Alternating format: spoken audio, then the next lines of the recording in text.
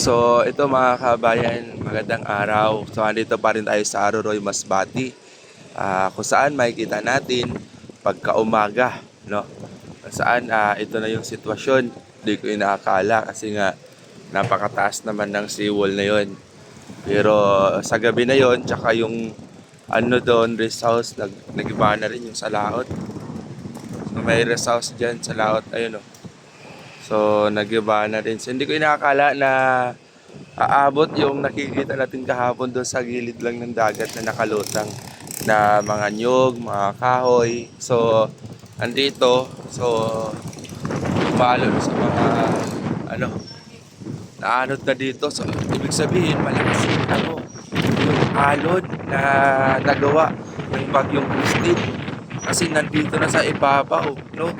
Kasi hindi ko inakala, hindi ko in-expect na yung mga katulad nito, mga kabayan, is mapupunta dito kasi sobrang taas po yan ng seawall na yan. So, nandun kasi kahapon nung kasagsagan din, nandun na po talaga to. Hindi umakyat. So, hindi ko na, kaya pala na paakyat pa nila yung sobrang lakas din ng alon. No? Kaya talagang wala nang pinapabiyahe ng mga barko, mga bangka. So, ganun pala talaga kalakas na delikado. Kaya kami stranded dito sa lugar, no, dahil sa ganung senaryo. Kung may kita doon, grabe. So yung mga food stall, anod na, yung mga actually from doon sa Adolo may mga food stall po yan, pero yung iba wala na. Hindi na makita yung mga food stall. Pero ano yan, no?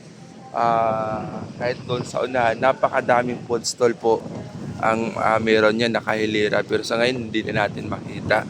So, hindi ko rin nakala na makakaabot din dito yung dagat. Kasi ang tagkad na po ng seawall.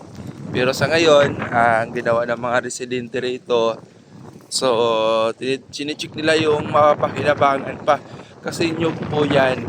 So, chinicheck nila yung mapakinabangan pa, makukopra. So, ayun.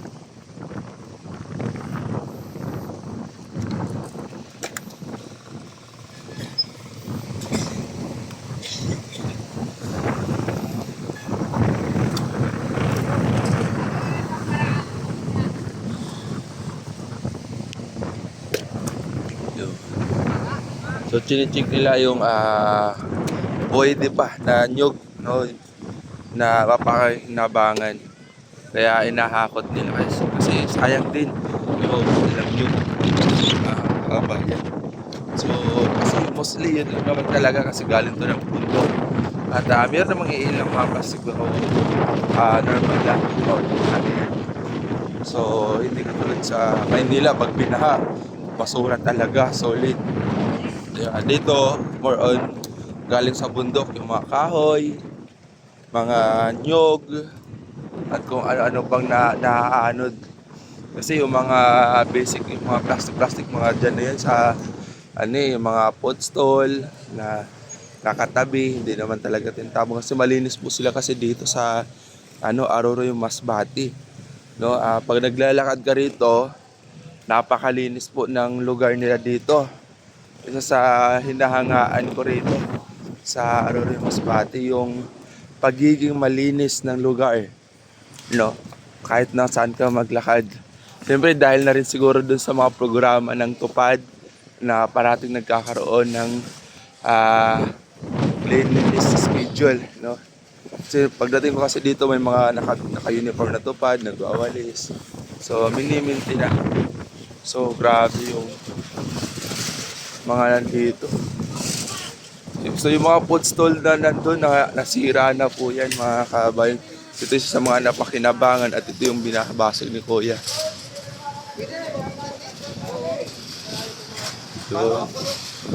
So yun yung mga napakinabangan pa nila dito na tinitingnan, no? At kinukuha rin nila.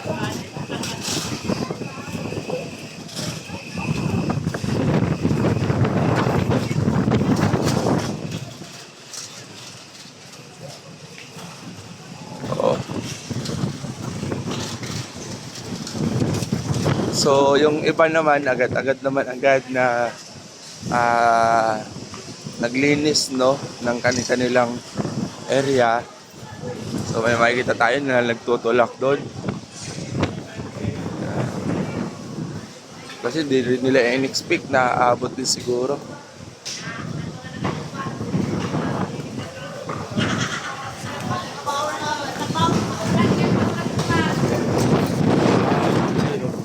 So, ang lakas pa rin ng alon, mga kabayan. Siguro ang taas sa gabi, kaya naman ano. So, nasa palengke tayo, pero ganoon pa man, mapakalinis ng palengke nila rito. Kung makikita rin naman natin, yung palengke is napakalinis. Yun lang talaga, no? Pag may bagyo, talagang expected, pero kung makikita nyo yung palengke nila dito, wala rin naka-display na talaga ng mga isda, no? Maliban na lang yung ma-stock, yung pero sa ngayon wala pong naka-display. Halos na may ilan-ilan lang na mga isda na stock. Pero ang meron sa ngayon yung mga karni at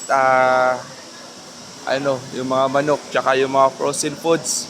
So yun yung makikita lamang dito sa pamalingkihan, no? Pamalingki ng bayan sa Aroroy. So mostly yun lang talaga yung makikita ng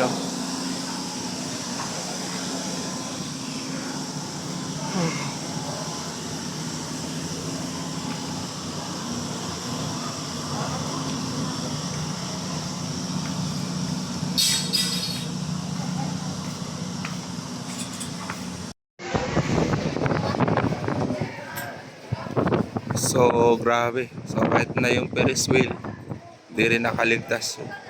Lakas ng hangin, yung entrance, yung mga tower ng peryahan. Ayan, makikita natin. So nagkatapaan na.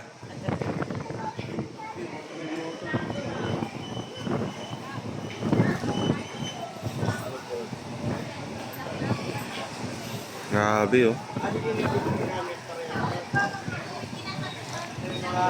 So dito nabuhay. Wala, pati yung bakod na yun, no? Nakikita natin, giba na.